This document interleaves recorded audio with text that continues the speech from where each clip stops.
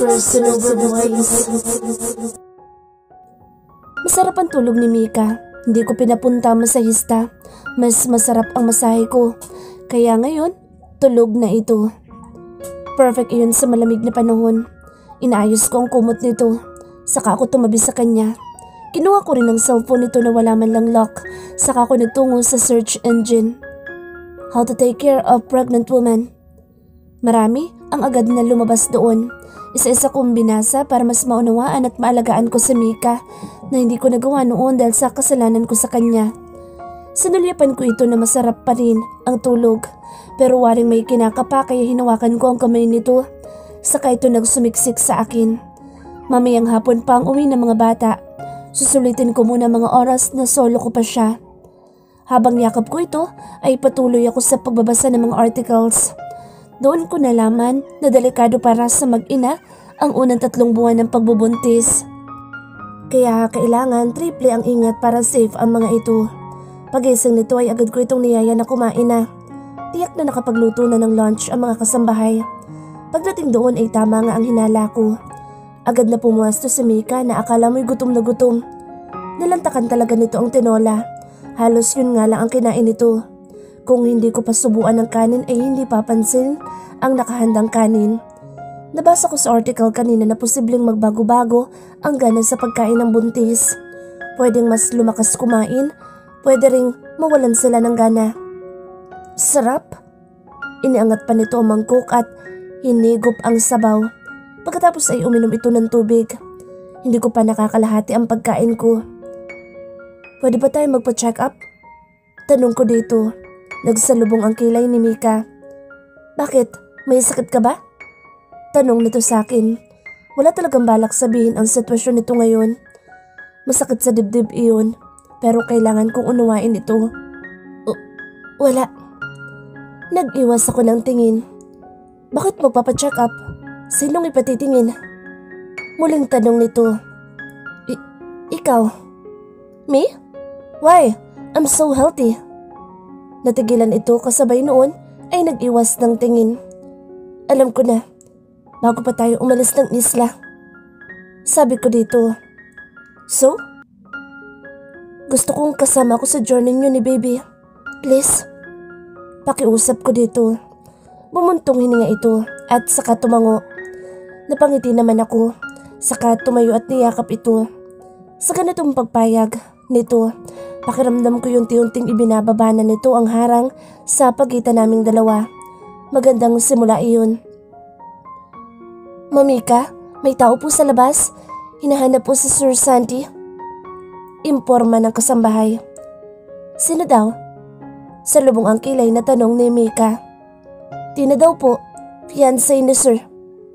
Sunod-sunod akong napamura, lalo na't dali-daling tumayo si Mika. Dahilan para sunod agad ako. Pagdating namin sa gate, nandoon nga si Tina. Malawak ang ngiti nito, lalo pat nakita ako. Babe, sabi ko na nga ba't nandito ka lang? Sunduin na kita. Hello girl. Sabi ni Tina kay Mika na poker face lang ang ekspresyon ng mukha ngayon. Mika's personal voice. Okay na yung mood ko kanina, pero nang malaman ko nandito ang tinik sa buhay ko, ay nasira na naman ang mood ko. Anong ginagawa mo dito? Salubong ang kilay na tanong ko dito. Well, sinusundo ko lang ang fiancé ko. Iniingit pa nito ang kamay na suot-suot sa daliri ang engagement ring na ibinigay ni Santi dati dito. Tumangutango ako na sinulyapan si Santi na mabilis na umiiling. Tapos na tayo, Tina. Nope, hindi pa. Sino may sabi? Umuwi na tayo. Kung ayaw mo mag-skandalo ako dito. Pagbabanta pa nito. Tina, masyado ka naman yatang desperado. Inis na sabi ko dito. Ako pa? Samantalang ikaw itong nag-other woman ang fiancé ko. Nagkalabuan lang kami saglit, isiniksik mo na sarili mo sa kanya. Hoy, si Santi at ang jumbo hotdog niya nagpumilit pumasok sa akin. Kagato? Singhal ko dito. Yung jumbo hotdog ang nagsumiksik, hindi yung akin. Disgusting. Let's go, Santi. Sabi ni Tina. Sinulipan ko si Santi na mabilis umiling sa akin. Sabay yakap nito sa akin.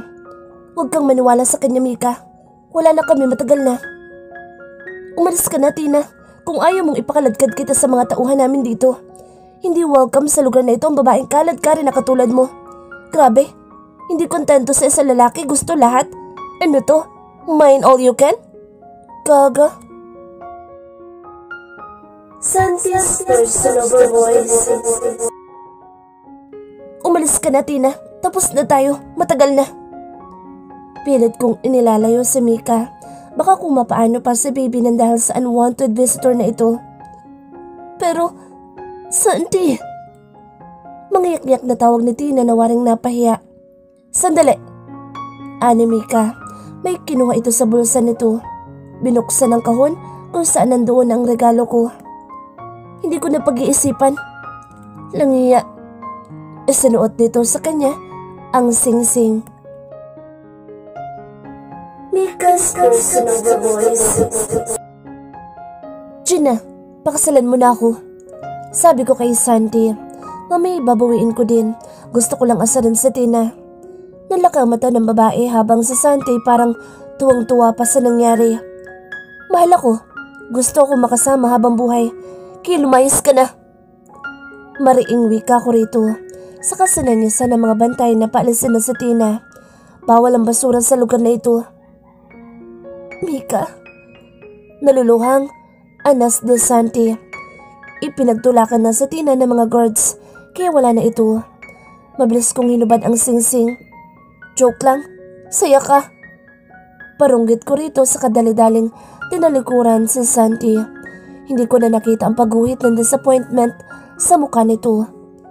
Pumasok agad ako ng mansyon nang ngingisi-ngisi. Magdusa muna sila. Hindi pwedeng ilang taon akong gumawa tapos happily ever after agad. Santi's personal voice.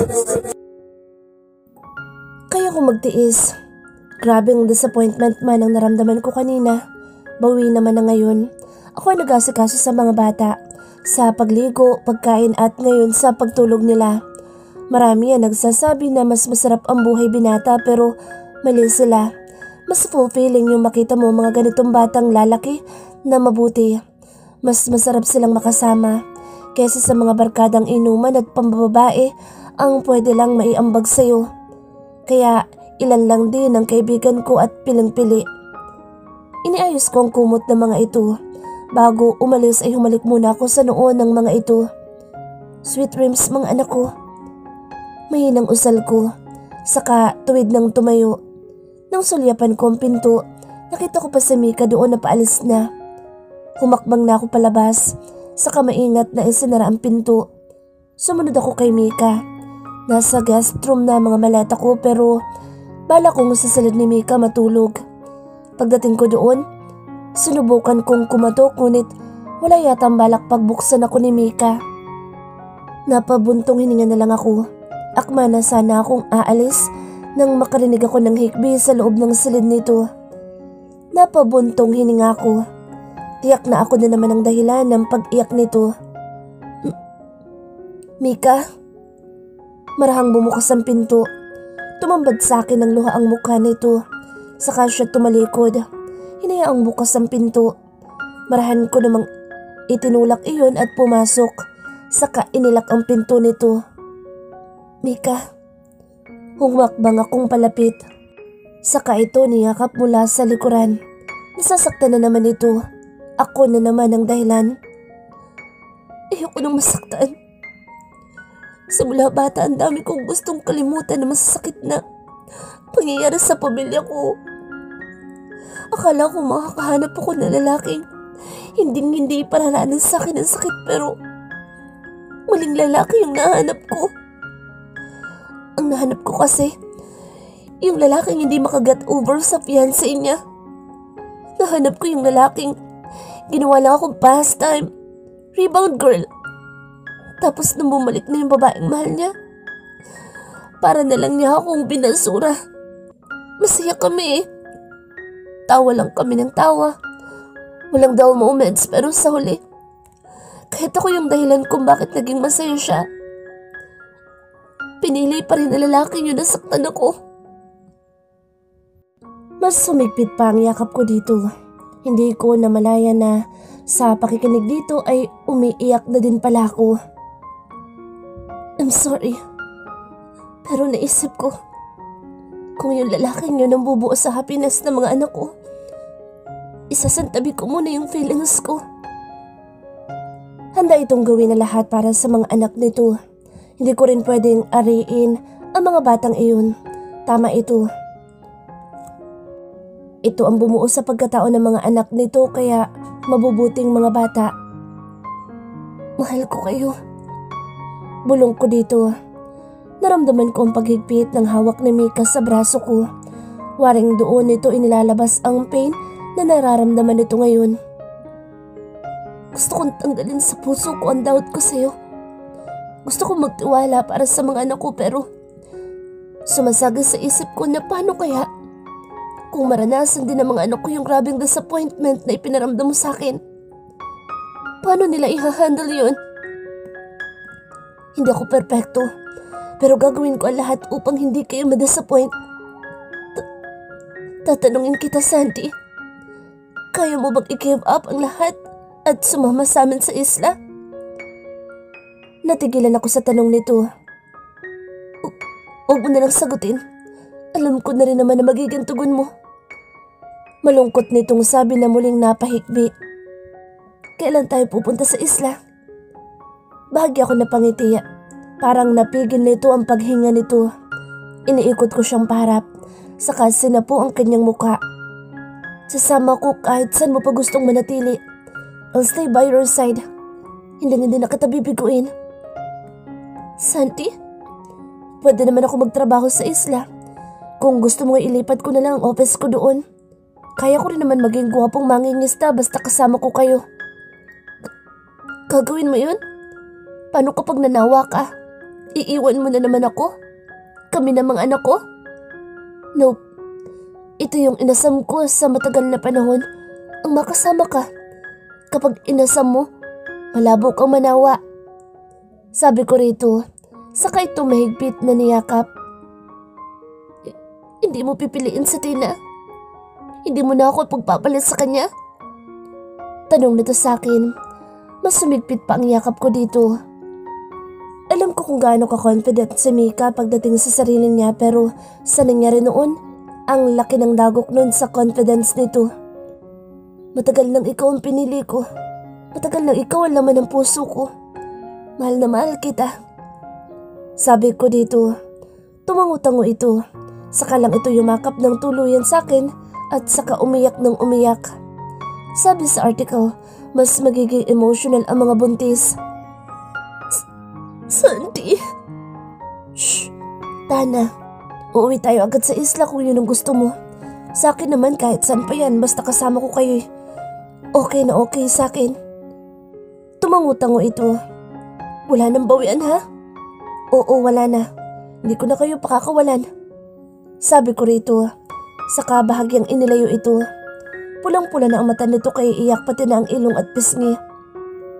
Kakausapin ko si kuya. Sabihin ko na pagkatapos ng bakasyon, sasama ka sa amin. Perfect. Ngiti-ngiti na anas ko dito. Labis na nakadama ng excitement sa idea makakasama ko na ang mga ito. Sana, hindi ka na gumawa ng dahilan para magbagong isip ko. Hindi. Kung kailang ipakulong-kulot sa Tina para hindi na lumapit, gagawin ko. Biro ko dito. Sira. Natatawang anas nito. Siya lang naman ang posible manggulo. Gwapong-gwapo yun sa akin eh. Oras na makita kitang kasama siya, game over na agad. Para akong nanigas sa panlalamig. Mika, kaya tiyakin mo lang na hindi nasusulpot na parang kabuti ang babaeng yun. Sunod-sunod akong tumango at niyakap ito ng mahigpit. Ipakidnap ko kaya sa Tina. Tapos, ipatapon sa Mars. Mika's personal voice. Wala sa Santi. Back to office ito. Ayon dito'y kakausapin din daw nito sa Sandro tungkol sa gagawin nitong pagsama sa akin sa isla. Ngiting-ngiti ang Gaga, mukhang nadiligan. Ani Amara, malawak ang ngisi nito na pumasok, bit-bit ang anak nito. Hindi kaya. Pero nakangiti pa rin sabi ko rito. Ano pala? Willing daw siyang sumama sa isla. Talaga? Well, kahit siguro sa langit sasama yung gagong yun. Mahal ka niya. Alam ko nagdadoubt ka pa rin pero alam kong kayang gawin ni Santi ang lahat para sa'yo. Buti na nga lang inabutan mo pang buhay. Ilang ulit na kaya nung tinangkang magpakamatay? Natawa pa ito saka umiling. Labis din naman ako naapektuhan. I know, sobrang laking epekto kaya kapag walang sumusundot sa target. Nagsisimula na naman po ito. Shh! Karga mo pa yung anak mo? Bibig mo? Saway ko dito. Yaya, pakikuha muna ang aking anak. Malakas na tawag ni Amara. Hindi pa rin nagbabago talaga. Pagkakuha sa anak nito ay nagpatuloy ito sa pagsasalita. Kailangan itali mo na agad bago pa may umagaw sa'yo. Sa panahon ngayon, hindi na lang ganda ang basehan para hindi maagawan. Hindi ko pa alam. Gaga, nakadalawa. Pantatlong anak nyo na yan na nasa sinapupunan mo. Girl, hindi mo pa rin alam? So kailan? Kapag 10 na ang anak nyo? Balo ka ba? Magkaiba naman kasi tayo ng sitwasyon. Nope, pareho lang tayo. Bago kami naging mag-asawa ni Sandro, alam mong pinagdaanan ko. May krung-krung na tulad ni Lovely na halos sumira rin sa relasyon namin ni Sandro. Alam ko naman iyon. Sa bagay, bumuntong hininga ako at napaisip. Pakasalan mo na, at least kung magloko, pwede mo na ipakulong. Natawa ko sa rason nito. Si Sandro, paano kung magloko? Ngumisi si Amara. Malabo. Baliw na baliw yun sa akin. Malabo niyang gawin yun. Saka sa sobrang lawak ng kaalaman ko sa sexy time, hindi na may isip pa ni Sandro magloko. Ang nasa isip na lang nun kung anong new menu sa bed ang aabutan niya. Natawang tinapik ko ang balikat nito. Pareho kaming wild mag-isip ni Amara pero simula nang mabuo at maburo ako sa isla. Marami na nagbago. Saka wala rin naman akong natipuhan sa isla. Masaya din ang mga anak mo, nakasama ang kanilang ama. Hindi rin natin masasabi na okay sila kahit pa nakikita mo silang tumatawa. Mas magiging okay sila kapag buo ang pamilya nila. Yun naman din ang gusto ko, ang maging masaya ang mga anak ko. Tumunog ang cellphone ko. May natanggap akong mensahe sa unknown number. Dahil chismosa si Amara ay nakasilip din ito. Hindi message ang dumating, kung hindi larawan ni Santi na nasa office. Abala ito sa computer nito at nakasalamin pa. Ang hot ng gago. Pero ang sumunod na message ang nagpawala ng kilig ko. Besting my fiancé. Ay lang ya, sigurado ako, yung babae mo kang pok-pok yan. Hindi pa man ako nakakapag-react, nauna na si Amara. Galit na ito agad. Kinuha ko sa buyo sa konsingsing na bigay ni Santi, saka ko iyon sinuot. Saka iniangat ang damit. Middle finger with the engagement ring. Gusto kong isampal sa babaeng ito na buntis ako sa lalaking tinatawag nitong fiancé. At suot na rin ang singsing. Natawa si Amara sa ginawa ko. Saka ko iyon isinan dito. Pagkatapos ay tinawagan ko agad si Santi. Mika, may kailangan ka? Gusto mo na ba akong umuwi? Gago, magtrabaho ka dyan. Tumayo ka saka mo ilak ang pinto. Dalian mo. Ani ko rito. Narinig ko pa ang malakas na pagkatumba ng upuan nito. Hindi ko man makita ito ay tiyak kong tumakbo ito patungo sa pinto at inilak iyon. Why? What's wrong? Takang tanong nito. May babae mukhang hotdog na parating. Natawa ito sa kabilang linya sa sinabi ko. Seryoso ko kaya huwag kang tumawa-tawa dyan. Oras na makapasok yan sa opisina mo, dyan ka na tumira. Inis na sabi ko rito. Okay. Relax lang. Hindi ko papapasukin kung sino man ito tinutukoy. Sandy? Dinig naming tawag ni Tina. So, she's the mukhang hotdog na tinutukoy mo? Aliw na sabi ni Santi. Oo, Kung ayaw mong maging amoy bilasa, huwag mong pagbubuksan. Okay, love. I love you. Ay, si Gaga. Kinilig. Hindi napigil na sabi ni Amara. Ge, bye. Dali-daling paalam ko kay Santi. Sinamaan ko naman ang tingin si Amara na tumawa lang. Santi's personal voice. Kumakatok pa rin si Tina pero para lang akong bingi na hindi ito pinagbubuksan. Bakit ba hindi maunawaan ng babaeng ito na tapos na kami? Hindi rin ba ito nahihiya? Pagkatapos nito iparanan sa akin noon ang paulit-ulit na lokohin? Hindi pa ba enough iyon para maisip nitong ayoko na dito? Please, talk to me, Santi. Babe!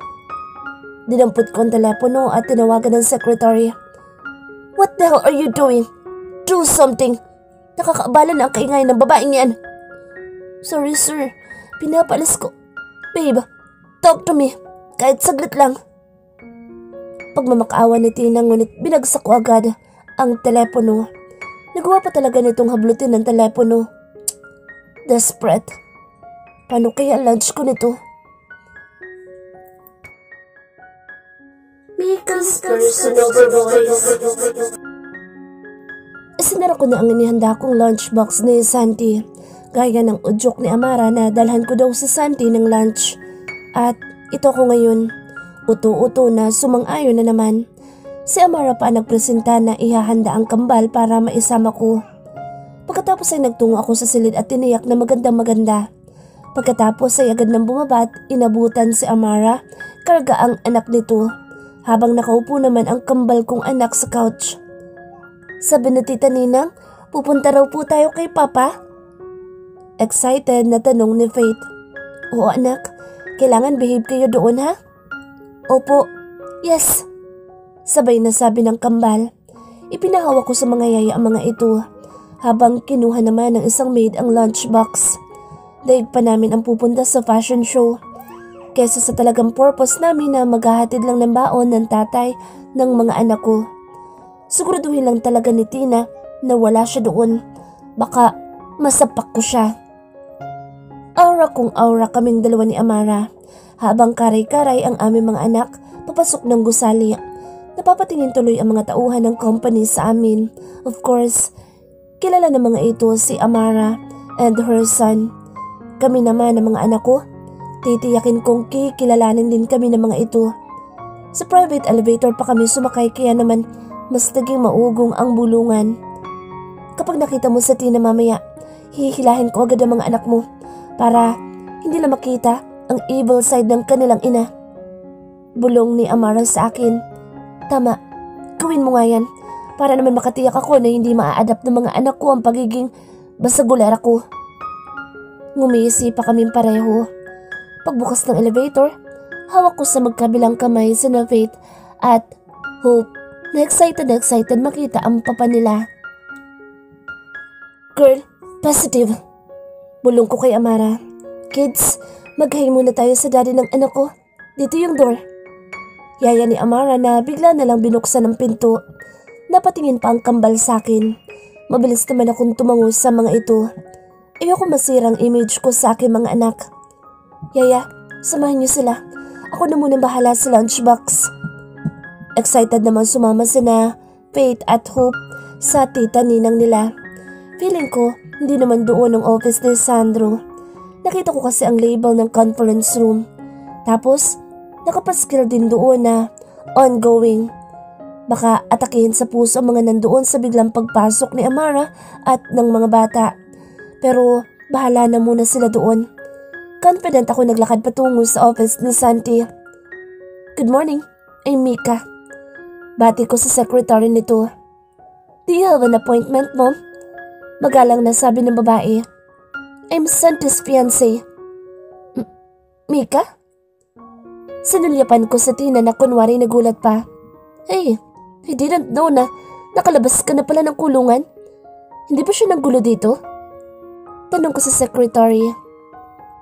Kanina pa nga po, ma'am. Sumbong ng secretary. Naku ate, ako nang humihingi ng dispensa. Hindi pa kasi nakakainom ng gamot itong si Tina. Are you out of your mind? Singhal ni Tina na tumayo na sa kinauupuan nito. Nope. Dapat tumawag ka na rin ng security. Medyo hindi ka sa safe. May tendency kasi na bigla na lang siyang nagwawala for no reason. Takot at nataranta naman ang sekretary ni Santi na dinampot ang telephone. I'm not crazy, you bitch! Kanina ka pa ba rito? Bakit hindi ka pinagbubuksan ng pinto? Wala siya dyan. May meeting. Kunwari confident na sabi ni Tina.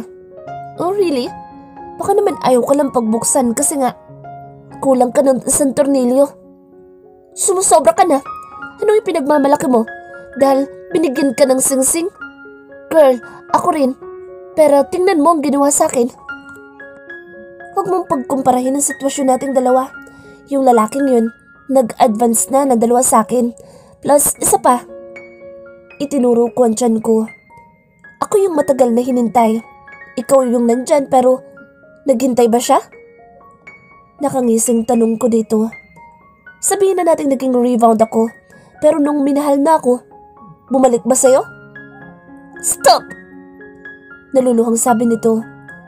Hindi si Santi ang nagloko ng paulit-ulit. Hindi siya yung nanakit. Siguro naman, ngayong gusto niyang mag-settle down, hayaan mo na siya. Bumukas ang pinto ng office ni Santi. Shock ang mukha nang makita ako. Agad akong lumapit dito, saka siya niyakap ng mahigpit. Nandito ka pa pala, Tina. Mukhang hindi rin alam ni Santi na hindi pa pala umaalas sa Tina girl. Gusto lang sana kitang makausap. Nangingilid ang luhang sabi ng dalaga. Next time na lang, magpaset ka ng schedule sa akin. Tingnan natin kung papayagan ko. Nakangising sabi ko sa babae. Saktong dumating ang security. Next time, tiyakin niyo kung safe ba ang taong papapasukin niyo sa building na ito. Strict ang sabi ko sa mga ito. Yes, ma'am. Don't touch me! Maldita pa rin sabi ni Tina, saka nag-walk out at iniwan kami. Nakangising sinulyapan ko si Santi. Good job. Nailing na pinasan nito ang ilong ko. Nasaan ang mga bata?